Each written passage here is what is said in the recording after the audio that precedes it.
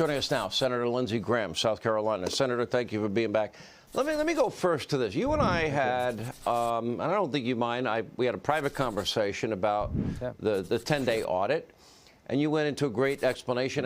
You just didn't think it was ever going to come close to working, and that you were even saying then we should move on. Okay, I disagreed with you, but, you know, we have agreed on a lot, and sometimes we're going to disagree. Right. I don't like what's happening in restaurants and airports to any of these people. Yeah. Well, number one, I want to thank the police who came to my aid. I know people are frustrated. I wanted President Trump to win so badly. I thought he was a consequential president. I think he made the world safer and more prosperous. I'm a constitutional conservative. I believe in federalism, even when I don't like the outcome. There's a process under our Constitution. I followed it the best I knew how. I stand by my vote. But now, tonight, I'm calling on President-elect Biden to pick up the phone and call Nancy Pelosi and the squad to end the second impeachment. President Trump gave a statement last night that was helpful.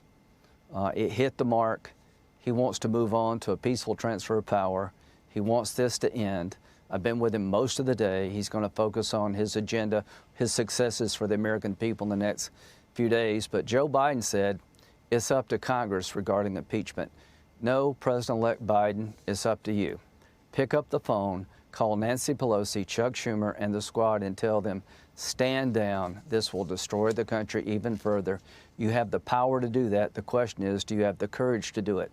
I told my supporters at home, the President of the United States, who I admire and supported, that it was time to move on. It was over. I'm asking no more of you, President-elect Biden, than I ask of myself.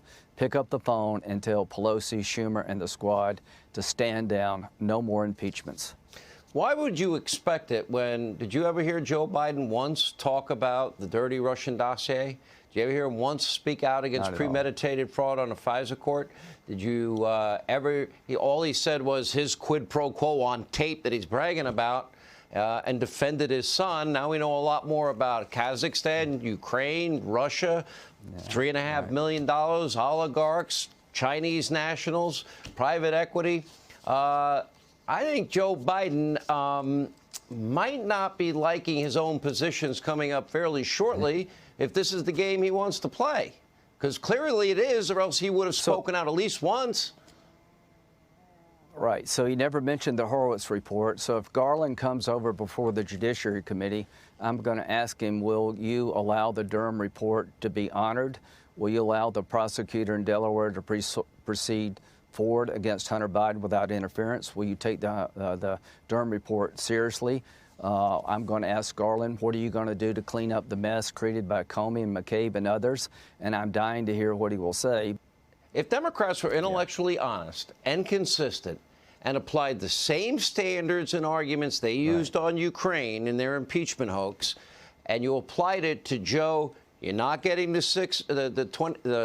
$1 billion unless you fire the prosecutor investigating my son that admits he has no experience, millions. If they applied that tape and those circumstances to Joe, Democrats would have to impeach him on day one. True or false? If they applied the same standards. Oh, my God, beyond true. They accused the Democrats, the Trump family, of doing something illegal for trying to build a hotel in Russia. If you thought that was a problem, how in the world can you give Hunter Biden a pass, given everything he did, taking millions of dollars from the most corrupt company in the Ukraine, Burisma, going all over China to get sweetheart deals? If you really thought the Trump family did something wrong but trying to do business lawfully in Russia, then what are you going to do about Hunter Biden? But I just want to end it with this. We have a chance here to start over. President Trump did the right thing last night. In the last 24 hours, instead of trying to match what President Trump has done, the radical Democrats are talking about another impeachment that will destroy the country even further. And there's one man that can stop this, President-elect Biden. I hope you will use the power you have to stop it before it's too late. I'm going to give you some advice, unsolicited as it is, Senator. Whatever you do, don't hold your breath. You'll suffocate over time, because it ain't going to happen, in my opinion. But thank you for being with us. You may be right, and God, I hope it does. But if you're right, God help us all.